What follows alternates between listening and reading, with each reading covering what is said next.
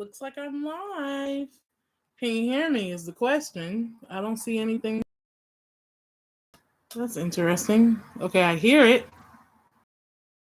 Not moving, so I don't know if I'm on. No.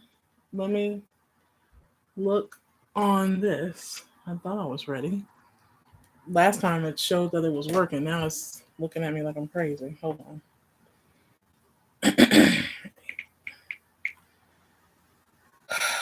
It's always something. Mic check 1, 2.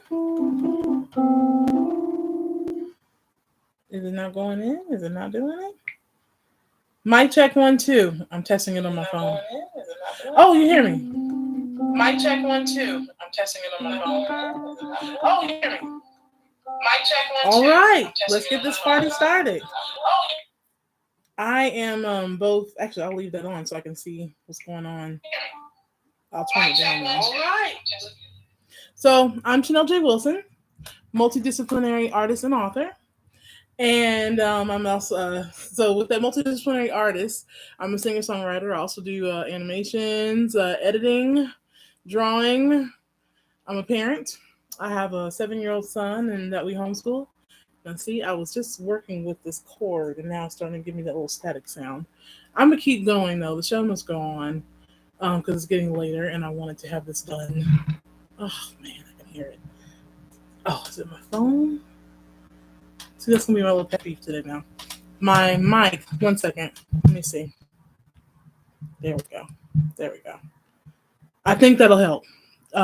What's been happening is I keep getting that hissing. Awful hissing. But we're on. Hot mic.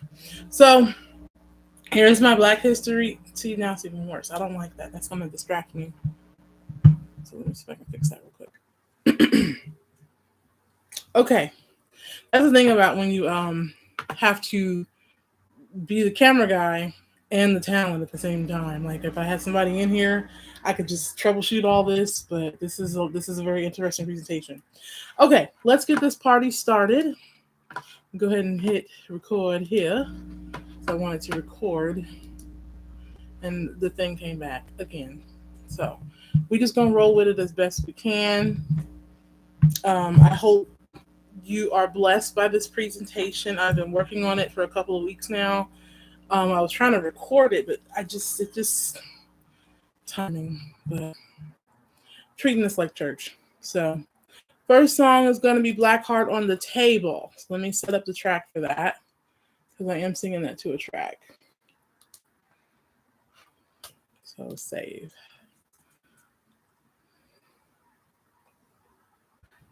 All right. Let us. What in the world? I wonder if you guys can hear what I'm hearing. It's like this thing just wants to. Mic check 1, 2. Mic check 1, 2. I'm hearing it, so we should be good. I'm just gonna try not to bump it. All right, here goes. Black Heart on the Table. Ooh.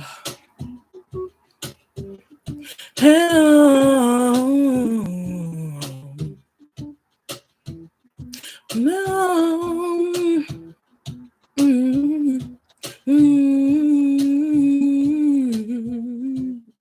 This in my life, my song conditioning is so contrite, so much dysfunctioning. What's the recipe for this seasoning? I wonder what the color of my heart is. Is it the hue of my skin? Is it my black heart on the table? My shit, my rainbow for the rhythm and blues. This is my solemnly swear for the truth in you. Oh, how I want love, cause my heart is over. Do need to overcome this black love conditioning. I need to overcome this black love conditioning. This is my cry for freedom. Can't be polite. It's time for healing. Let's go to therapy for this toxicity. I can't fix the pain where your heart is, but if you're willing, I'll be your king to sit my black heart on the table. My shield, my rim, hold up for the rhythm and blues. This is my silent swear for the truth in you.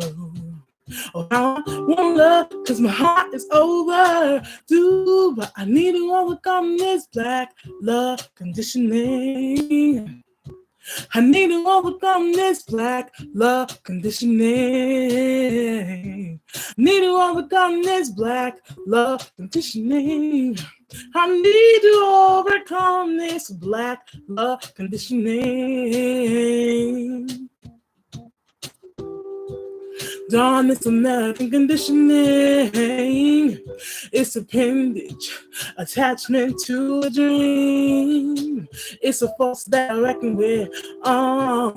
This awful me. It's a bitter moment. I'm just waiting for the sweet. This is my black card on the table. My shoe, my grandpa for the rhythm and blues. This is my solemnly swear for the truth in you. Oh, how I want love, cause my heart is overdue, but I need to overcome this black love conditioning. I need to overcome this black love conditioning. I need to overcome this black love conditioning. I need to overcome this black love conditioning. I'm overcoming this conditioning.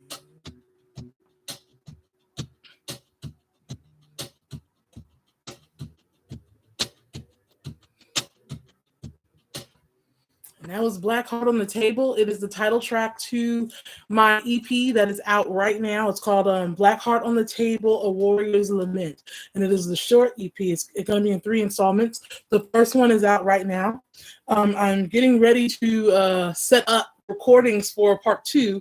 The songs have been written, and it's called Black Heart on the Table, Volume 2. And it's the B-sides of A Warrior's Lament.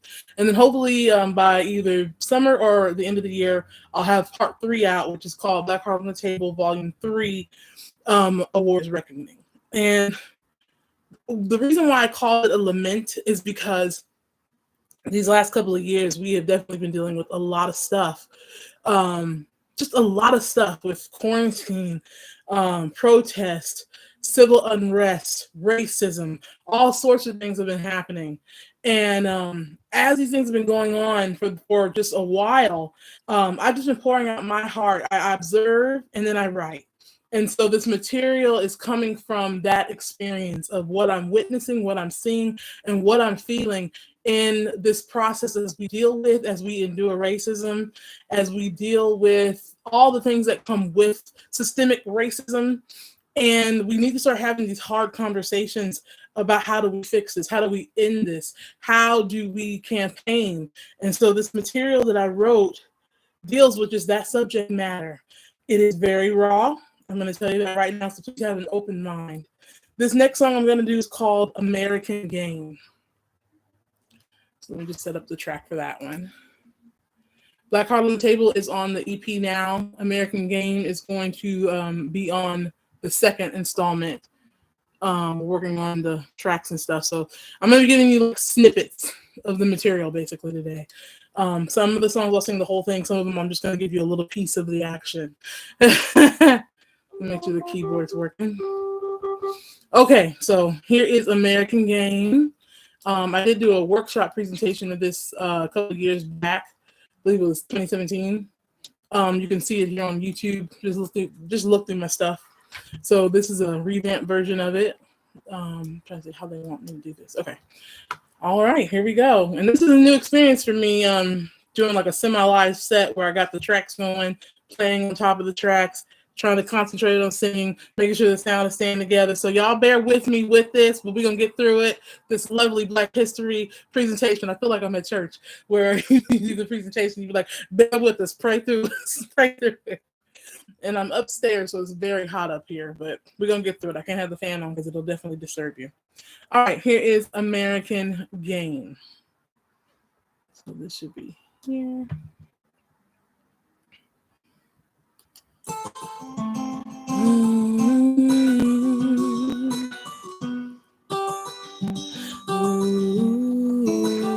We were captured and stolen and broken.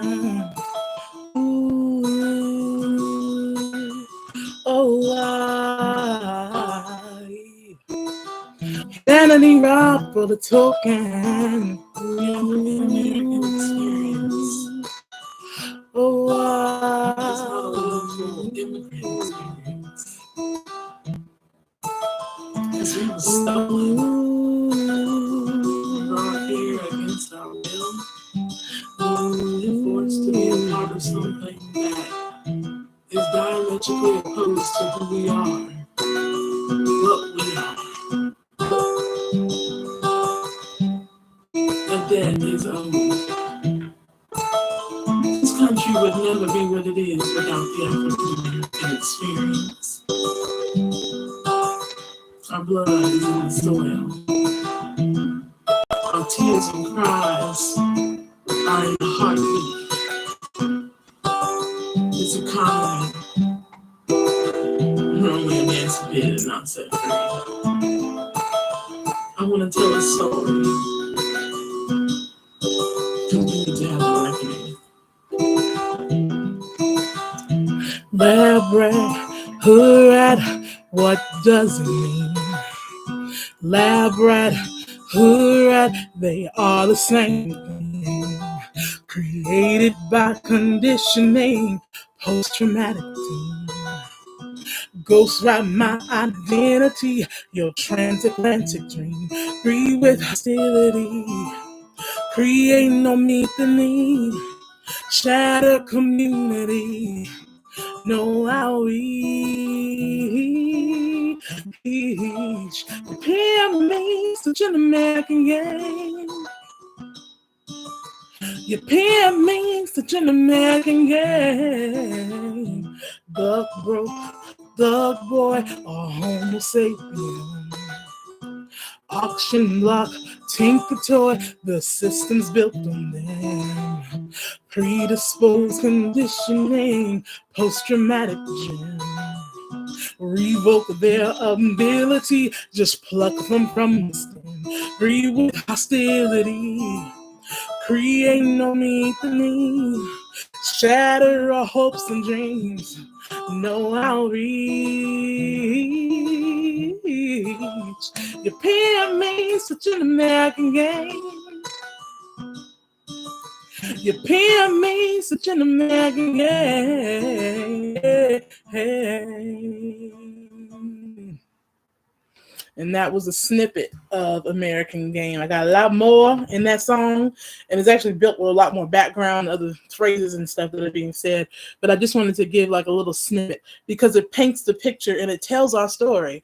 I remember when I was in college, we were talking about the various groups that are part of America. When they got to the African American experience, the title was Unwilling Immigrants. And this happened like 20 years ago, and that never left me. And I thought about our struggle. We do not have a traditional immigrant experience where we came here willfully. We were stolen. We were actually captured, stolen, and broken. That's what I say in the beginning chant. We were captured and stolen and broken. Humanity robbed for the token.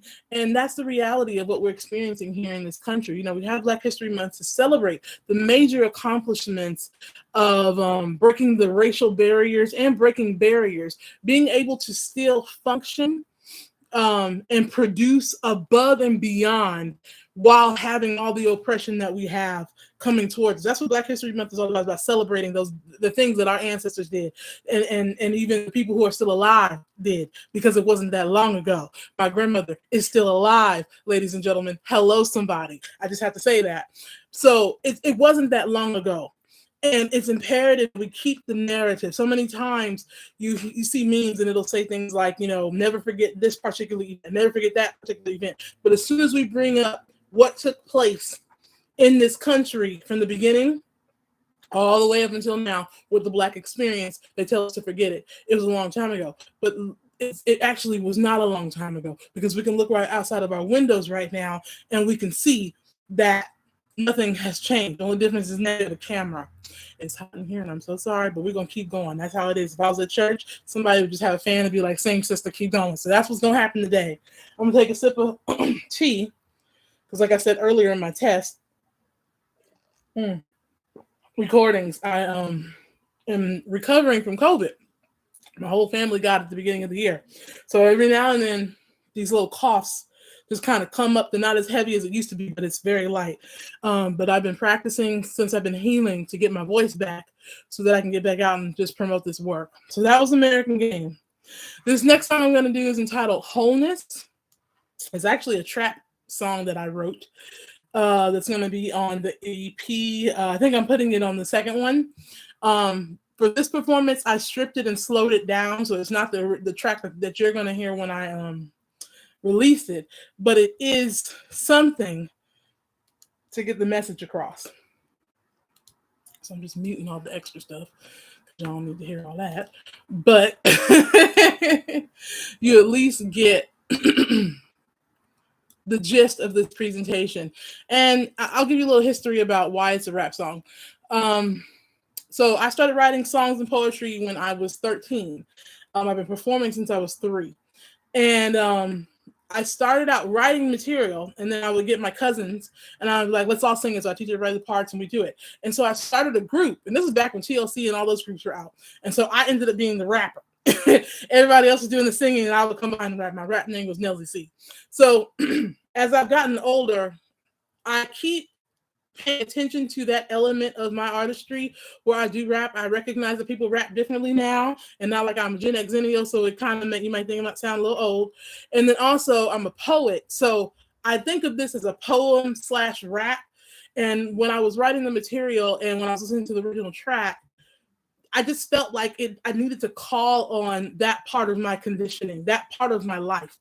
Hip hop music is born out of the American experience, just like jazz music and R&B. All of that, it's born out of our experience. And me coming out of that New Jack Swing era, I was born in 1980, so I'm coming right out of when rap first started in the 70s. So I've watched it grow and evolve into so many different things. And I just felt like for this particular piece and what I wanted to say, I had to wrap it out. So maybe you might like it. Maybe you might not. Maybe you may hear something in my poem that may resonate with you. Just know this song is about wholeness, pursuing wholeness, because that's what we need.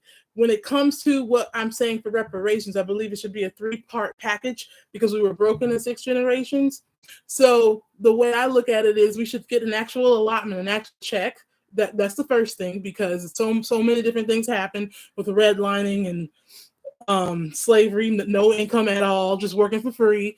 And we were promised 40 acres and mules. So that's one aspect of it. I always say rehabilitation. There's so many post-traumatic slave syndromes and habits that white supremacy has brought upon us that we carry out. That's why in the opening track for Black Heart on the Table, I say I need to overcome this Black love conditioning, because we've been conditioned to assimilate into this role we live in oppression. And as a result, it's like the love is always conditional. It's never unconditional love. There's always a condition, because it's still tied back to our experience in slavery. So we experience a lot of brokenness and we live that out. We play it in our families, but it's all rooted out of what happened to us when we first started here. So just know, as I sing this material, I'm not singing against or towards our people. I'm singing to that spirit of supremacy and that thing, that witchcraft.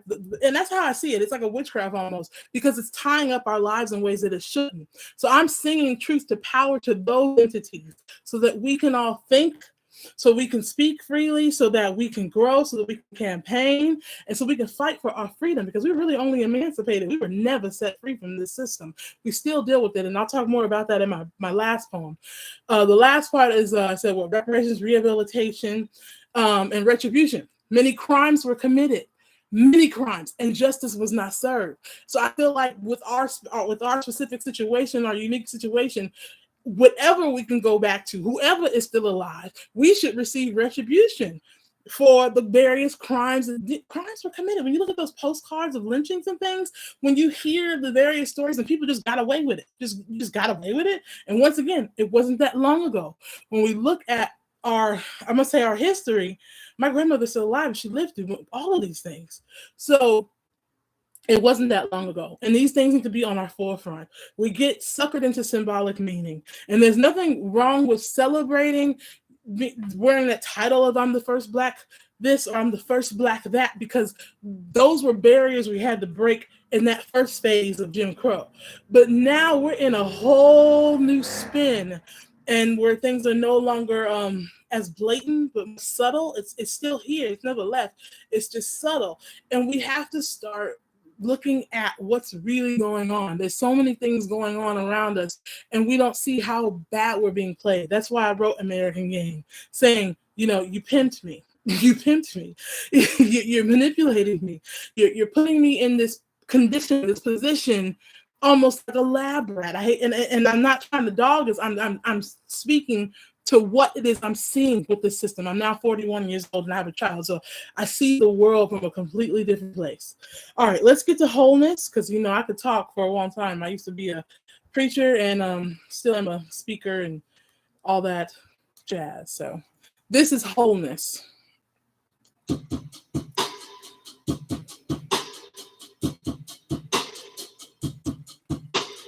Guess I'll put my black heart on the table, playing dual roles and wearing branded labels.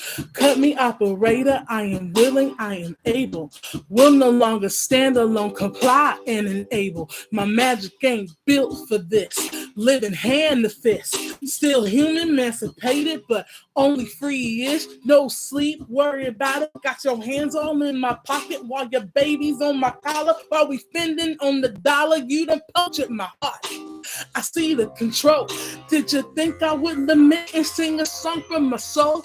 Then you call me mammy mama, my libations are sore. Am I not native Black woman and you call me a whore? Cause I be riding shotgun, trying to be strong, holding it down.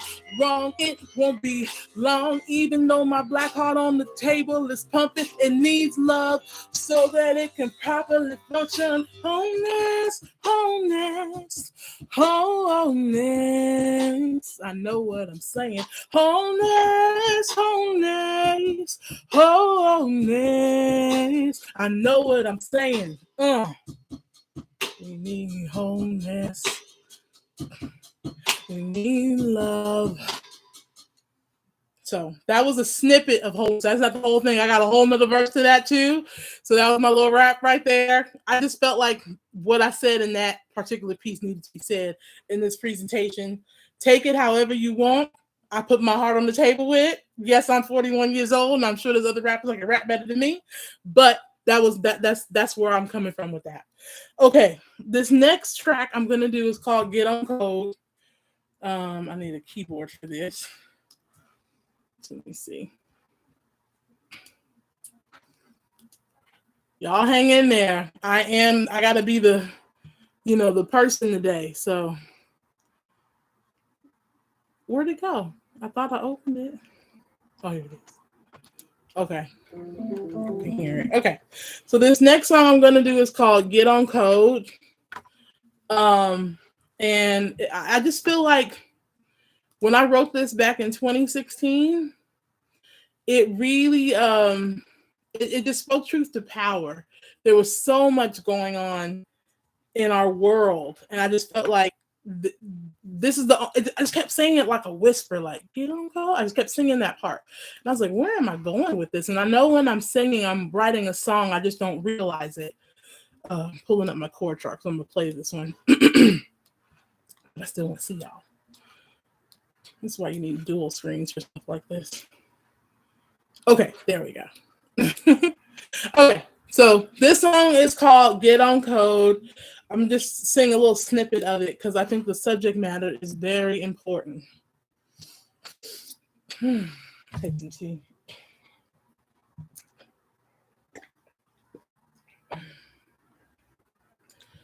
Okay.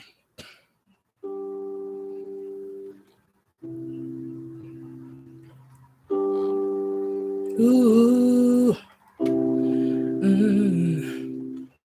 My life is not economic.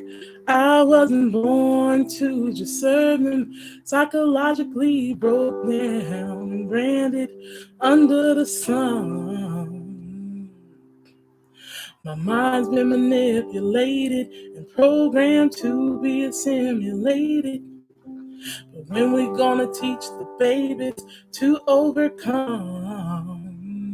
When do we overcome? Get on call. Tell me where are the believers under the sun? Unlock the message in the melody. It's not really a mystery. It's no longer subtle. It's blatant. Jim Crow has never left. We were bought, broken, branded, and broken, chatteled, inventory, and stolen. But when we gonna teach the babies to overcome? When do we overcome? Get on call. Oh, tell me where are the believers under the sun? Get on call. Oh, tell me where are the believers under the sun?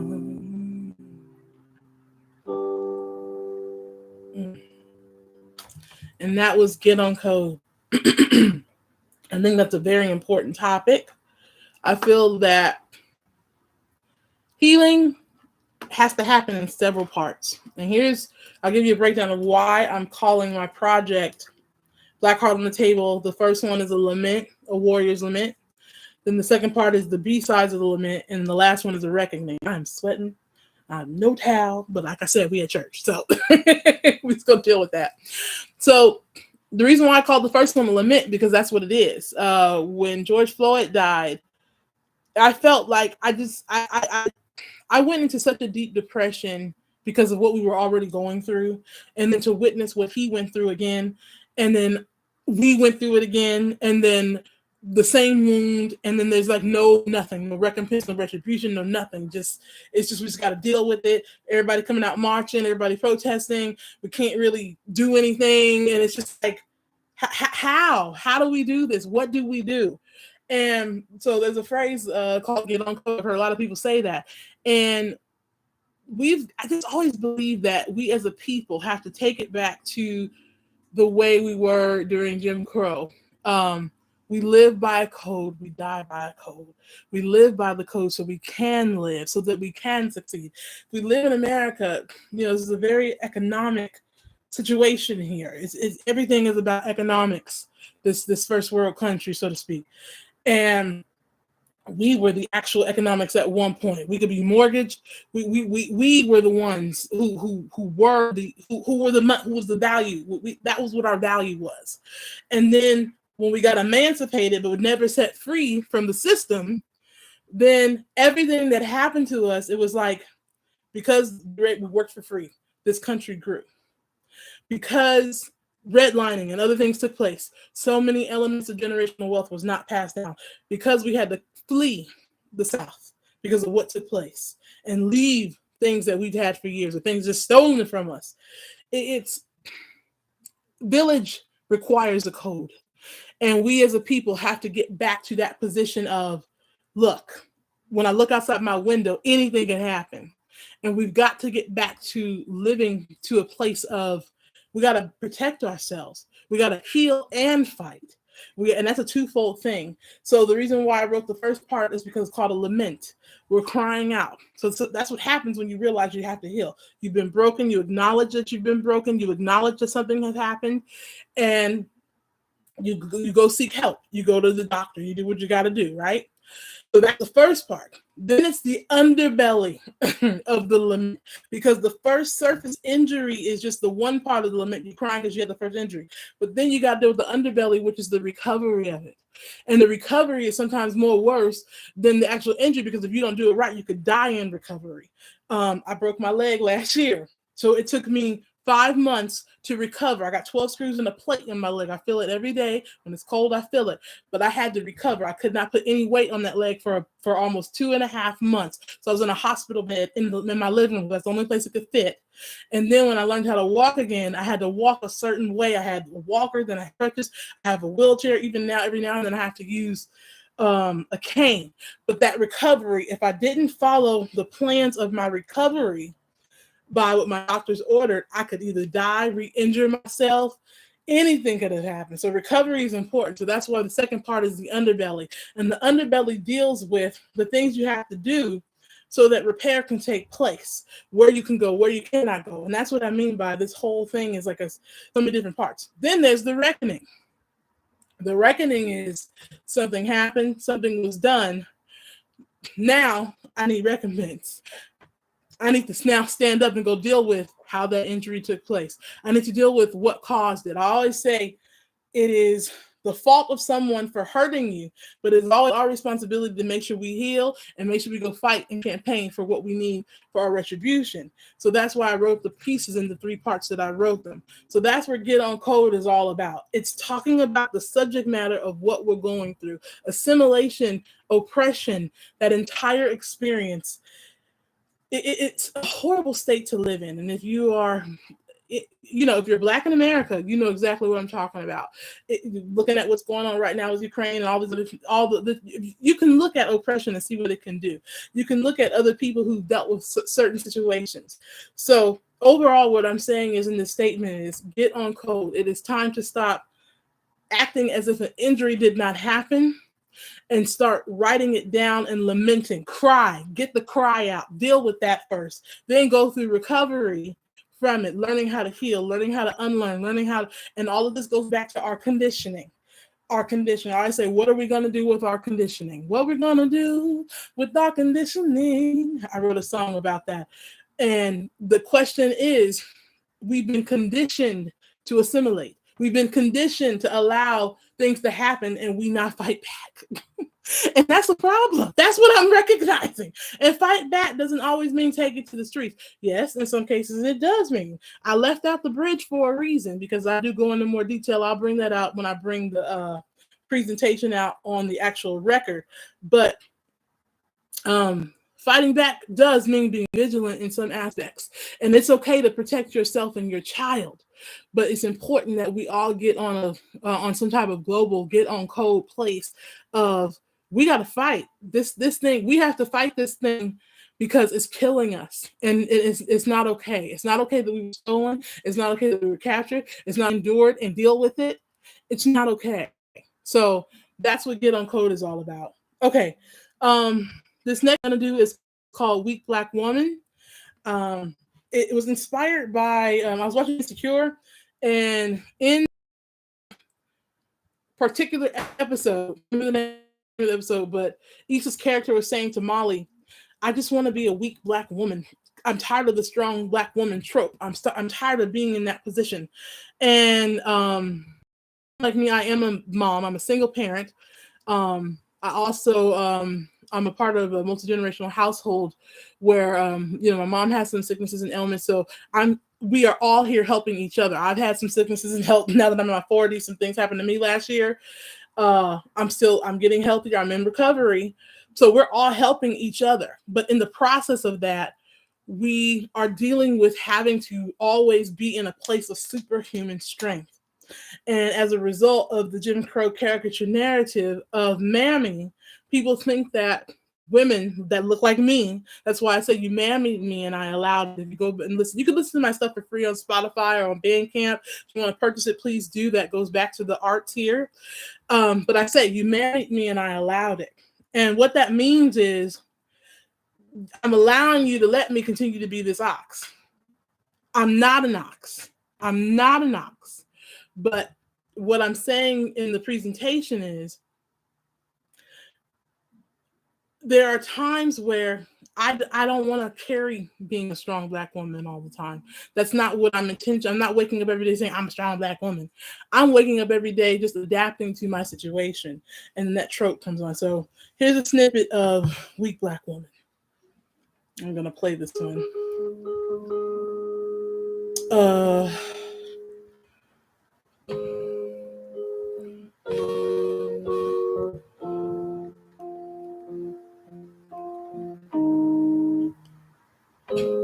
Got the weight of the world on my shoulders. Gotta take care of master's orders. Gotta take care of mistress and on the side remarks. Listen to how she's got it so hard. Must be nice. Then I gotta take care of all the babies. And everybody loves to sit on me.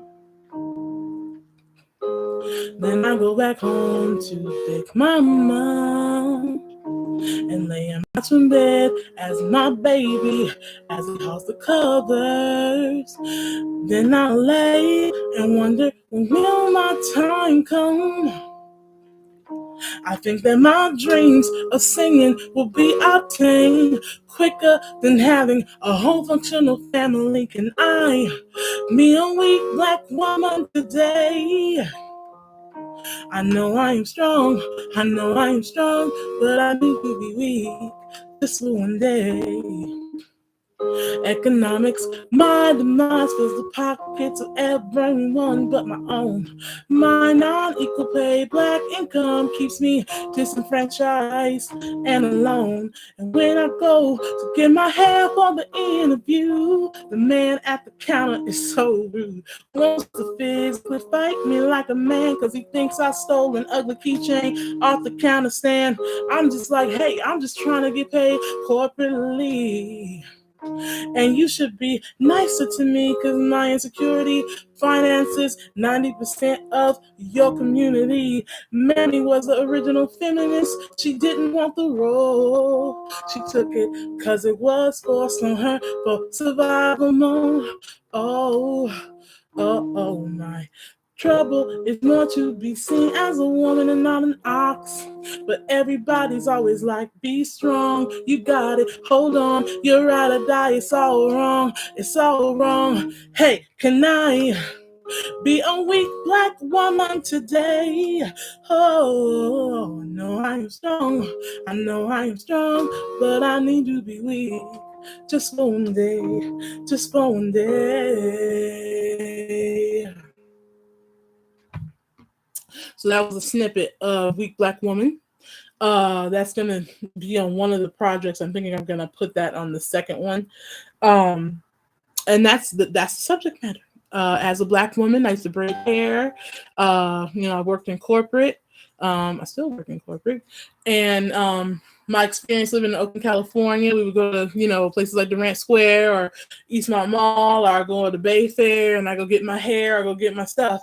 And the man at the counter would always be rude with me. And I'm just in there like, okay, is this going to be acceptable for work? Is this going to be acceptable for school? Am I going to get written up? And they want to just watch me and walk through the whole store. And then they want to take my package and tightly bag up the stuff and looking at me like I stole the keychain. And I'm like, I'm just trying to pay you for my stuff so I can go get myself together for this job or school or whatever. Then they want to physically fight. And it's like there was a whole epidemic happening. You can go on anywhere online and see it, where Black women were just getting beat down in nail salons, hair salons, just ridiculousness, just ridiculousness. as a woman and as a Black woman, we are always, our femininity is stripped and robbed from, especially if you're a dark-skinned Black woman. You're not even, what I'm learning about colorism and certain things is that some Black women are not valued, particularly the same way other Black women are. And that's all goes back to supremacy. It's all Willie Lynch.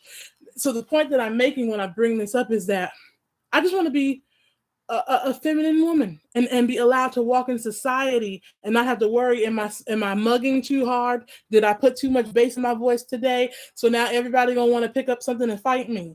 I'm not an ox. I'm not an ox.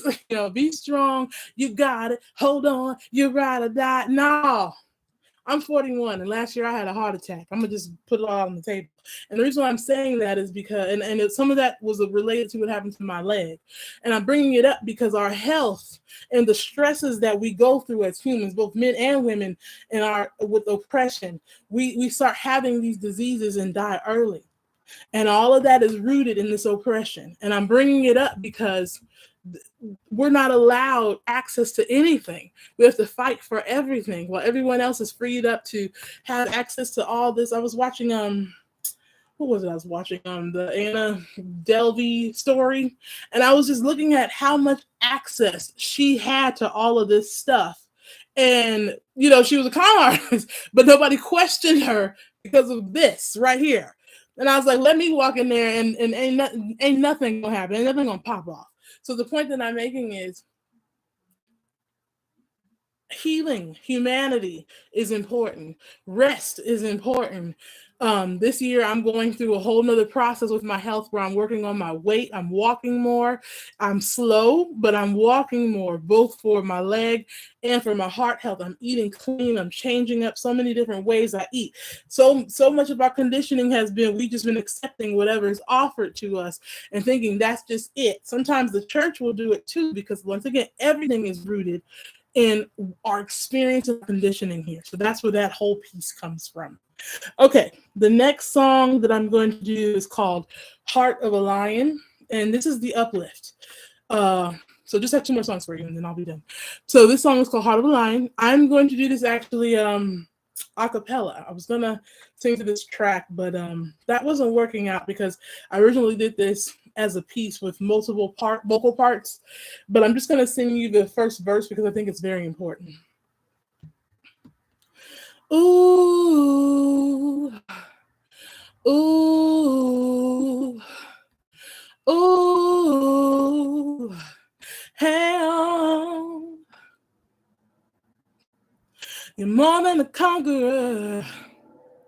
You are a fighter, a mighty warrior. You got the heart of a lion. I can hear you roar. Now don't you try to hide. I can see the fire in your eyes. You got the heart of a lion. I can hear you roar. I can hear you roar. Don't you worry. Don't you fret. No, when it presses up against your chest. No, no. You got to let it on out. Yeah. You got the heart of a lion. You got the heart of a lion. You got the heart of a lion. Now, let it on out. You got the heart of a lion. Yeah, you got the heart of a lion. You got the heart of a lion. Hell. I can hear you roar. I can hear you roar. Black man, I can hear you roar. I can hear you roar. My sisters, my hunters, I can hear you roar. I can hear you roar. It's not over until you roar. I wrote that song back in music school. And like I said, it's got multiple parts to it. It's like a chant and all kind of cool stuff. When I'm gonna see if I get my sister to come in and sing with me, or I'll try to program a track to do it. But I just wanted to give that little bit of it as the uplift. We are resilient people, And that's what Black History Month is all about, is celebrating our resilience, celebrating our accomplishments, celebrating how we overcame all of this stuff and we're still overcoming. So what I want to leave you with now is a prose. And this prose is entitled List of Demands. You can find it on my Poems and Proses Volume 3, Civil Unrest, Quarantine, and Protest on Amazon. And I just basically gave myself permission in 2020 to write down whatever I wanted because we were at home and there was so much going on in so many different aspects. So I'm going to leave with this particular piece, and this will end my Black History Month presentation and my first installment of Black Heart on the Table live experience installment.